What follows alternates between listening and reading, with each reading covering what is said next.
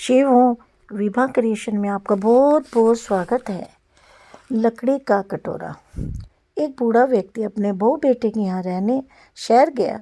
उम्र के इस पड़ाव पर वह अत्यंत कमज़ोर हो चुका था। उसके हाथ कांपते थे और दिखाई भी कम देता था। वो एक छोटे से घर में रहते थे। पूरा परिवार और उनका 4 वर्षीय पोता एक साथ डिनर टेबल पर खाना खाते थे। लेकिन बूढ़ा होने के कारण उस व्यक्ति को खाने में बड़ी ही दिक्कत होती थी।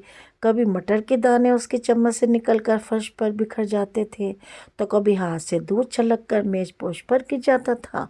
बहू बेटे 1 दिन 2 दिन तक सब ये सहन करते रहे, पर अब उन्हें अपने पिता की इस काम से चिढ़ होने लगी।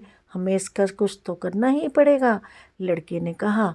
बहू ने भी हाँ में हाँ मिलाई और बोली, आखिर कब तक हम इनकी वजह से अपने खाने का मज़ा किरकिरा करते रहेंगे और हम इस तरह चीज़ों का नुकसान होते हुए भी नहीं देख सकते। अगले दिन जब खाने का वक्त हुआ तो बेटे ने एक पुरानी मेज़ को कमरे में के कोने में लगा दिया। अब बूढ़े व्यक्ति को वहीं अकेले बैठकर अपना भोजन करना था। यहाँ तक कि उसके खाने के बर्तन की जगह एक लकड़ी का कटोरा दे दिया गया था, ताकि अब और बर्तन ना टूट फूट सके।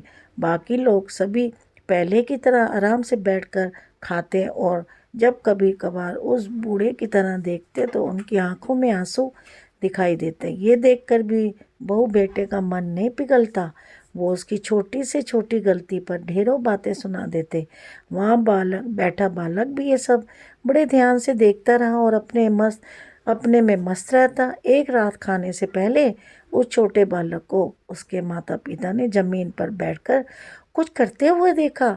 तुम क्या कर रहे हो? पिता ने पूछा। बच्चे ने मासूमियत से उत्तर दिया, अरे मैं तो आप लोगों के लिए एक लकड़ी का कटोरा बना रहा हूँ, ताकि जब बड़ा हो जाऊँ तो आप लोग इसमें खाना खा सकें।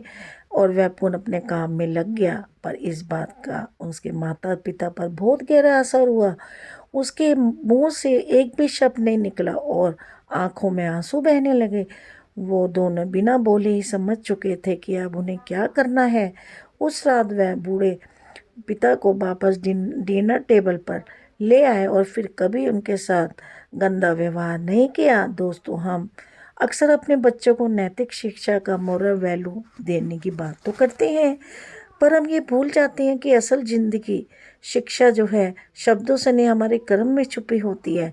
अगर हम बच्चों को बस ये उपदेश देते रहें कि बड़ों का आदर करो, सबका सम्मान करो और खुद उसके उलट व्यवहार करें, तो बच्चा भी ऐसा ही करना सीखता है।